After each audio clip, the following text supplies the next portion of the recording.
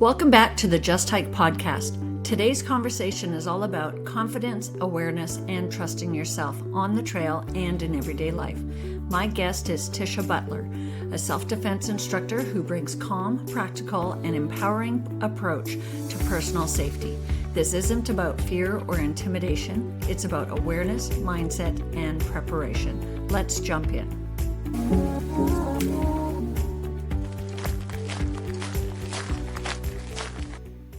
Hey there, here's a quick note before we begin. You can support the podcast by downloading, sharing, or checking with my favorite hiking gear at justhike.com.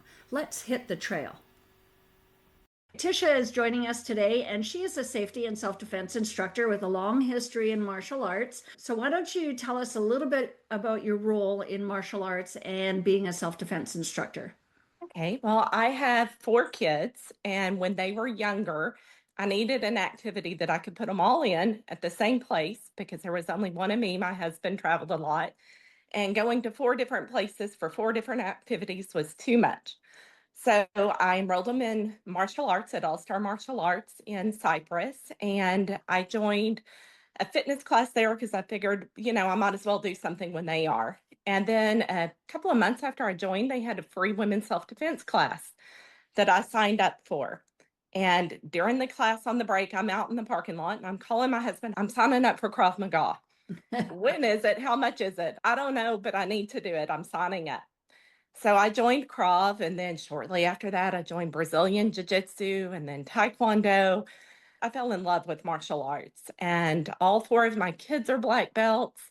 I'm a black belt. I have a black belt both in Krav and in Taekwondo. And martial arts is it's the way our family lives. It's become an integral part of our family, and we love it. That's so awesome. I heard a saying a while ago, families who kick together stick together. Definitely. It also helps, that you get to kick each other, to take that frustration out. Yeah. Well, with control, right? Yes. Always with control. So let's talk a little bit about the self-defense aspect of martial arts. What's some of your experiences with that and with teaching? Well, for me as a woman and having 3 daughters, self-defense has always been a passion of mine. I had 3 young daughters that became 3 teenagers that are now 3 young women. And you can't help in the world we live in today to worry. So learning how to defend myself and teach them how to defend themselves was very important to me. And I got certified to teach women self-defense probably close to 15 years ago now. Right. Shortly after I got certified, I was teaching some self-defense seminars. On the last one of the day, after a long day of teaching, I had only 2 ladies show up. And when you're prepared to teach for a large group and you're very new at teaching, that gets intimidating. You're having to change your game plan. And during the very beginning, one of the ladies triggered. She had been through something horrible the weekend before.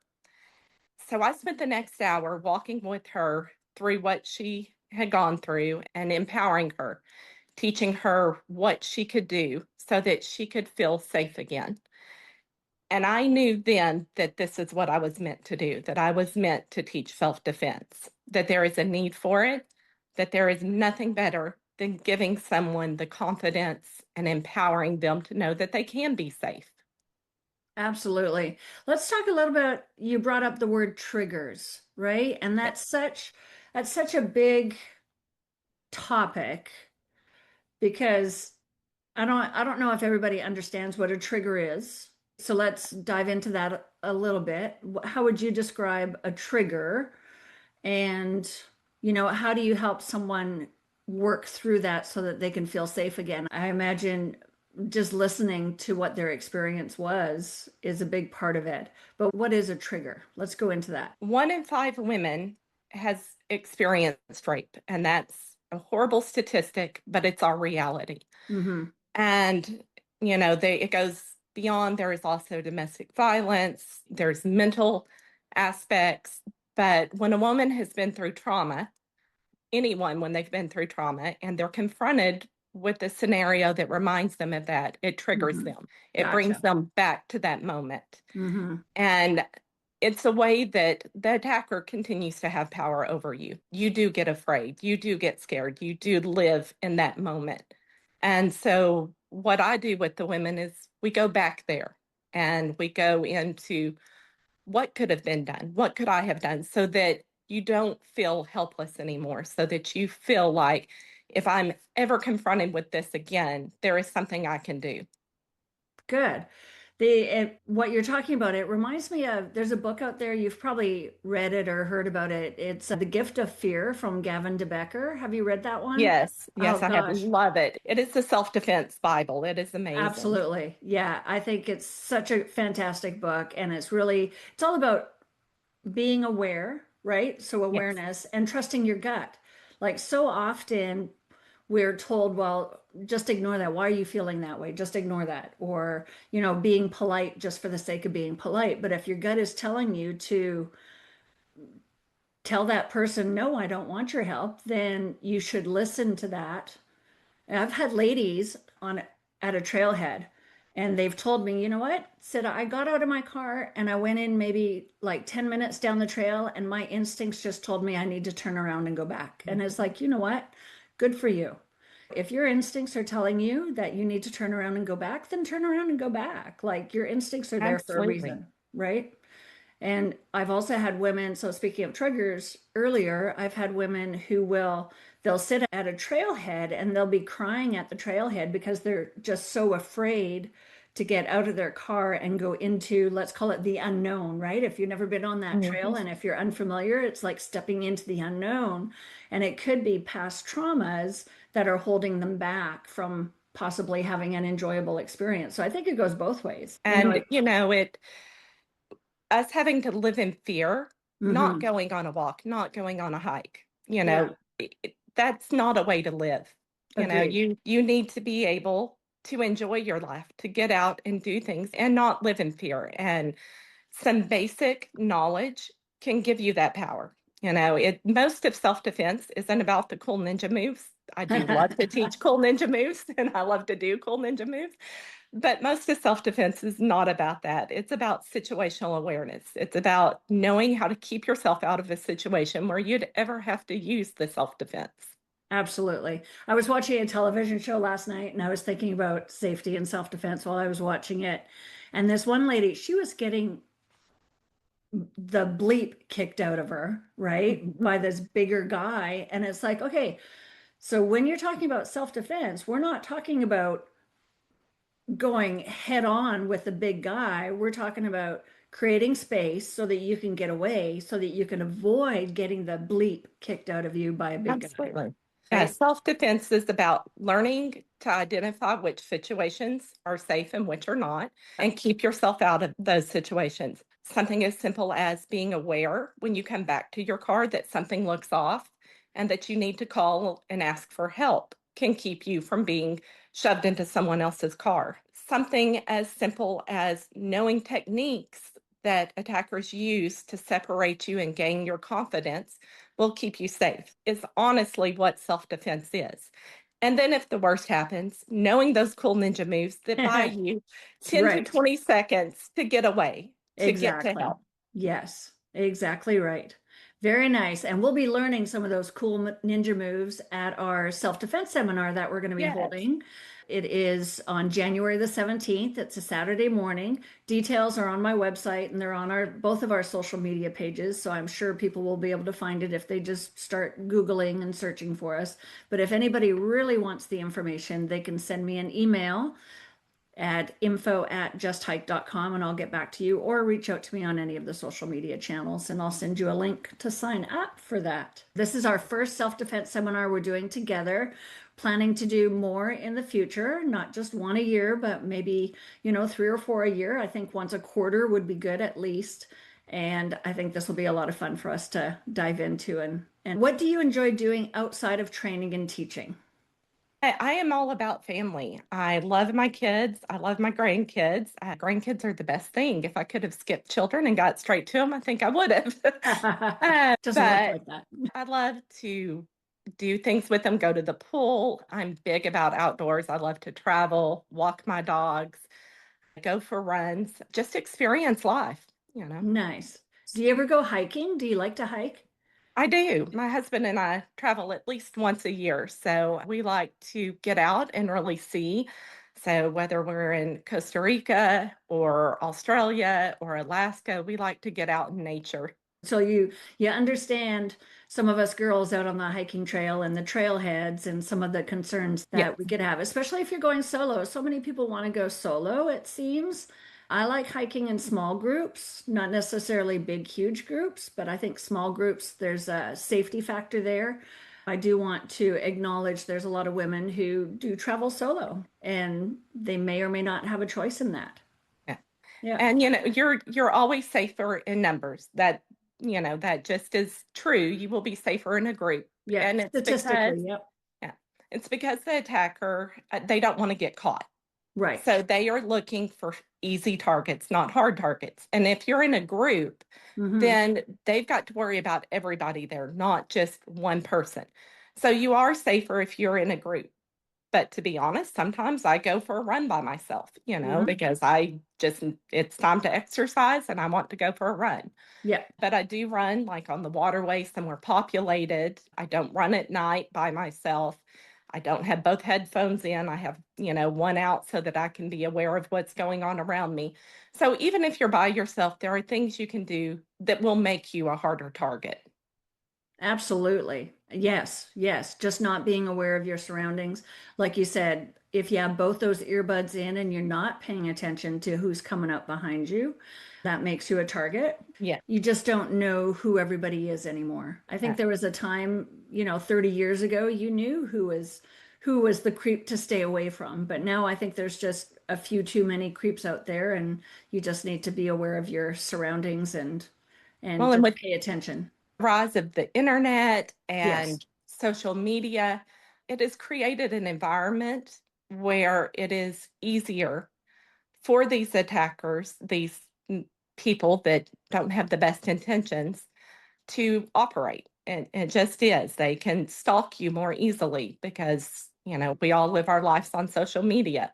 It creates opportunities that make you more vulnerable. But with some knowledge, you can mitigate that. We fear the big bad boogeyman, Yes. the serial killer, serial rapist that just is out there hunting people. And that is very uncommon. Statistically, it's more likely someone a family member, a friend, someone in your church, someone that's come to your house and done work. It's someone that has interacted with your life. And I suppose that brings us back to the social media. So they could have interacted in your life in some way, including through those social media channels. Yes. And one Okay. of the things Yeah. we will be discussing at our self defense seminar is the tactics that they use that gets you to drop your guard, it gets you to trust them, and makes you vulnerable. And so once you learn what those tactics are, it's easier to spot the people that mean you harm. Good. Thank you for sharing that. I'm looking forward to being at our seminar because you know way more than me. What do you wish more women understood about strength and self-defense?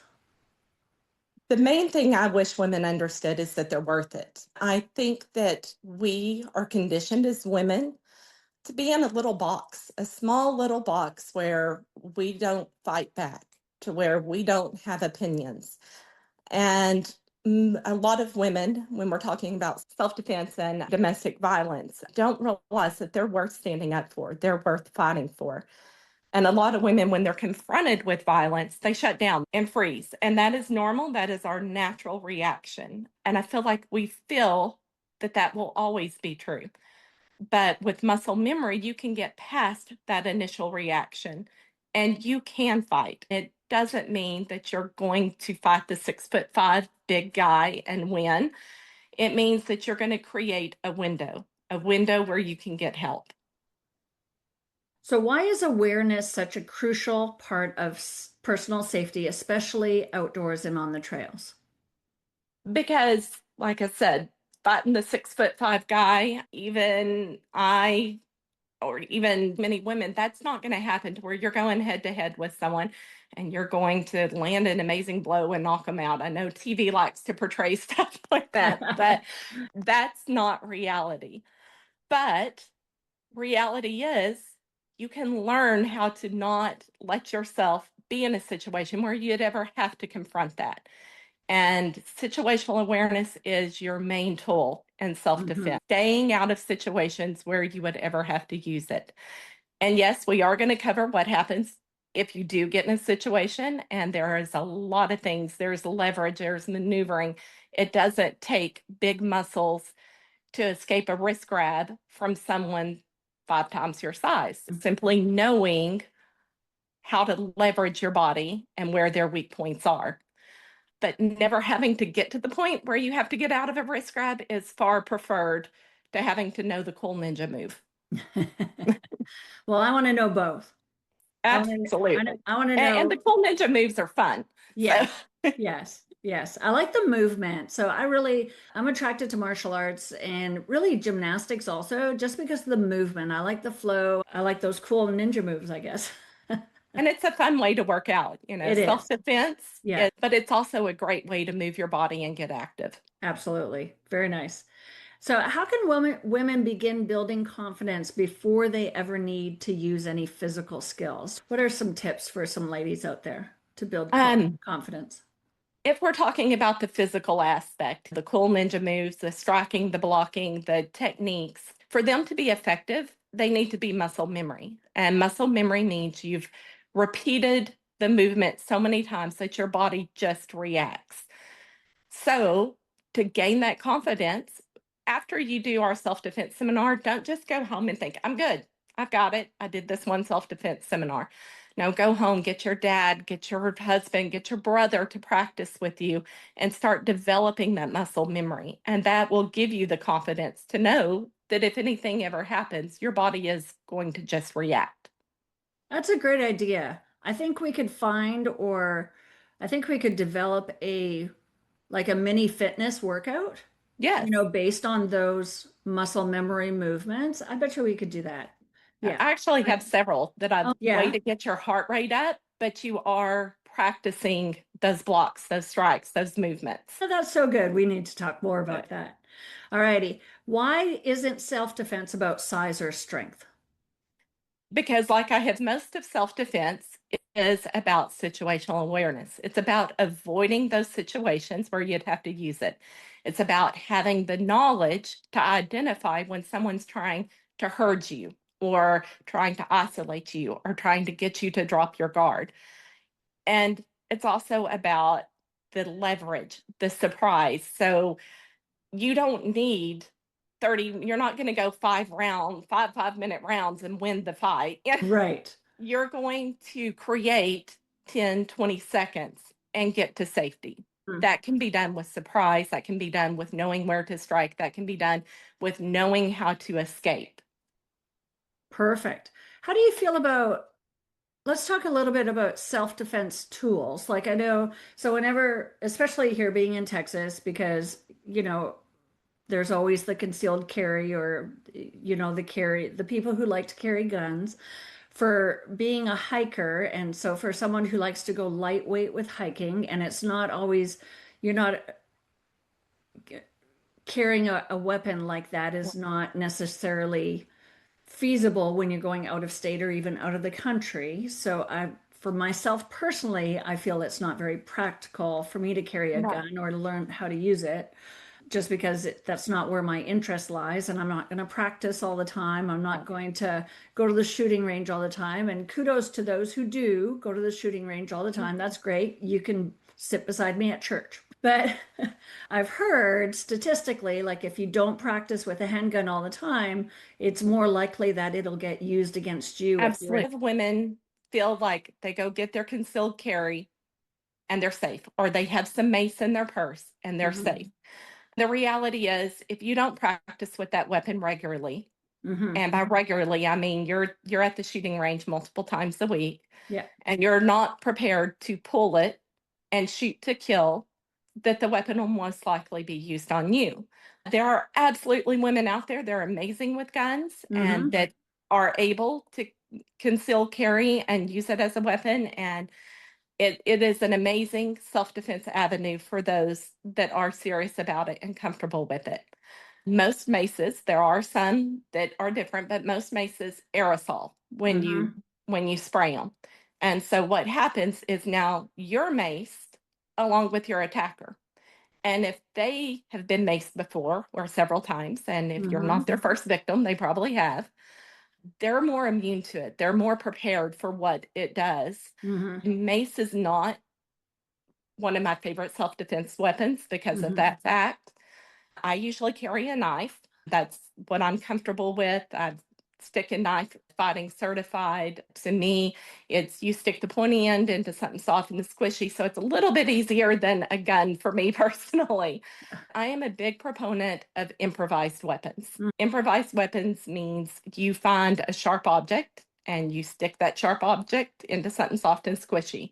You find a rock, a piece of glass, or like your tool that you developed for hiking, Yeah. Yeah. The you've trail mate. got Yeah. you've Yes. got something on you that helps create that space, that helps Yes. create that distance, helps buy you that 10 seconds so that you can get to safety, you can call for help. Absolutely. That's what it's developed for, right? Is to help you create that space so that you can get away. And it's a tool that you're going to carry because you need it for leave no trace. So a win-win. Yeah.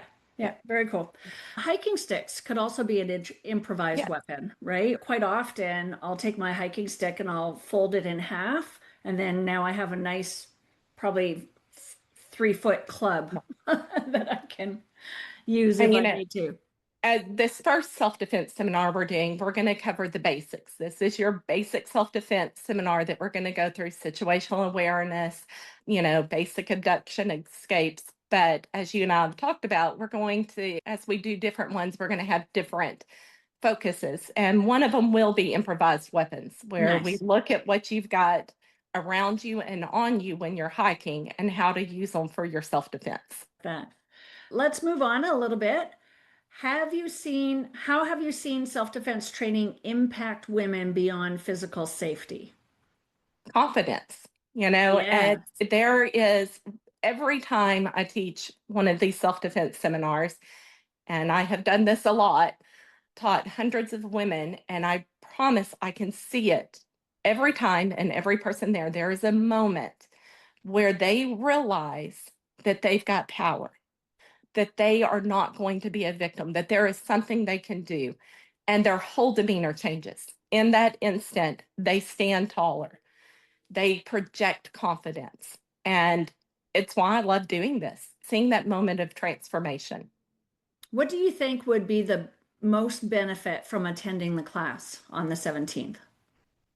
Situational awareness. Like I said, the cool ninja moves, we are going to have a lot of fun with those. And it will blow your mind how simple it is to get out of a wrist grab, to get out of someone coming up and grabbing you from behind. It really is simple. But the main thing that you're going to get out of it is the situational awareness, is learning how to be aware, learning how you can train that muscle, because we all have to train our muscles. If you want to be able to lift heavier, you have to lift weights. If you want to have better situational awareness, you have to train your situational awareness muscle, and we're going to learn how to do that. And we're also going to learn how to identify the techniques that attackers use to isolate you and get you to drop your guard. That's important. What would you say to someone who feels nervous or unsure about attending a self-defense class? I was the person that was a nerd in school and was not physically active, did not grow up roughhousing and fighting, and I stepped on those mats for the first time, and I loved it. I teach from a place of I meet you where you're at. Wherever you are, whatever your age, I have taught 3-year-olds and I've taught 90-year-olds. So wherever you're at, I'm going to meet you where you're at, and we're going to figure out how to make you feel more confident. When I was doing Krav, I was the only girl in the class, Mhm. and we were learning gun disarms. And I couldn't get this one gun disarm down. Like, I did it over and over again. It just was not working for me. And the instructor and I finally figured out it's because I had boobs. Yeah. So it wasn't, my hand placement was different because my body was different. And so then we had to backtrack and figure out how to make it work for me. And that moment it's influenced how I teach. We're all different. It's not a one size fits all. Well, thank you for being in that class and figuring that out. You're probably one of the pioneers in the Krav Maga world in our area, so that's great. What is one simple habit that listeners can start practicing today to improve awareness and confidence? Put your phone down Oh, and yeah. go somewhere and look. Everybody is absorbed in their phones at all times. And when you are scrolling or you're catching up on your text or your emails as you're walking through the mall or through the parking lot or, on the trail, you are not going to be aware of what's going on around you. So the single first thing you can do that's going to improve your safety is put your phone down when you're out. Don't get in your car and immediately pull your phone out to check your emails and check your messages. Right. Get in your car, start your car, drive a couple of blocks, and then pull over. Mm-hmm. No, that's good advice. Absolutely. I've gotten into the habit if I do have to check my phone when I get into my car, I'll just lock my door right away. Like I'll Yes. get in my car, I'll start it, I'll lock my door, and then I'll check my phone. Is kind of the habit I've created, especially if I'm at a mall or even at like a busy trailhead, kind of what I do. Yep. And being aware once you get in your car that nobody's following you Right. as you drive off or to your Yes. car. When you're absorbed in your phone, you're not noticing those little details. That's right. Yeah, good point. You said that you teach people from the age of 3 years old all the way up to 80 years old. Now, Yes, for our self-defense seminar that we're holding, the intention is for women. it So, is. what age would you kind of not recommend? Like below 16 or below I would 18? say below 16, Okay, 14 to 16, would we be are the going to go. youngest. Yes, because we will be discussing some of the brutal aspects of what happens and how to be prepared for it.